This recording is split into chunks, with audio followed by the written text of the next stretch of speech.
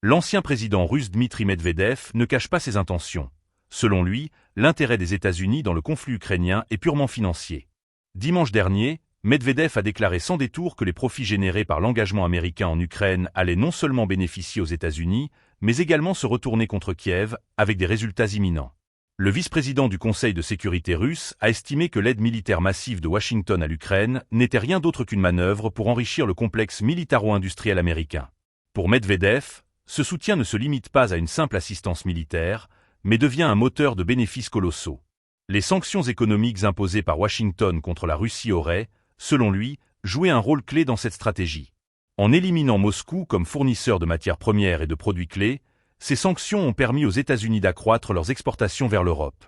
Entre juillet 2023 et juin 2024, les livraisons de pétrole américain vers le vieux continent ont doublé, les exportations de gaz naturel liquéfié ont presque triplé et les envois d'engrais ont explosé, passant de presque rien à plus de 600 000 tonnes. Les bénéfices sont énormes, a ajouté Medvedev, soulignant que l'Europe, dépendante des États-Unis en raison des sanctions contre la Russie, n'a pas d'autre choix que d'accepter ces nouvelles conditions. Il ne s'agit pas simplement d'un jeu économique, mais bien d'un rapport de force où Washington tirerait parti de la situation à son avantage. L'ancien président russe a également pointé un autre aspect de l'influence américaine en Ukraine, l'exploitation des ressources naturelles du pays. Medvedev a évoqué des accords commerciaux secrets entre Kiev et Washington, dans lesquels l'Ukraine offrirait un accès exclusif aux matières premières et aux minéraux stratégiques du pays. Ces ressources, qui auraient été promises par le président ukrainien Volodymyr Zelensky, deviendraient, selon Medvedev, une monnaie d'échange pour maintenir l'intérêt des États-Unis pour le conflit, même si un changement de leadership se produisait à la Maison-Blanche.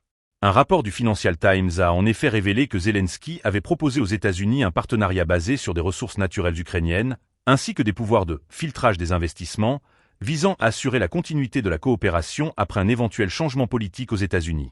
Medvedev n'a pas mâché ses mots. Les Yankees ont reçu une offre commerciale exclusive d'un clown, a-t-il lancé, faisant allusion à Zelensky. Selon lui, il s'agirait d'une transaction purement commerciale, sans aucune dimension personnelle, où l'Ukraine chercherait à vendre l'accès à ses ressources naturelles en échange de soutien militaire prolongé.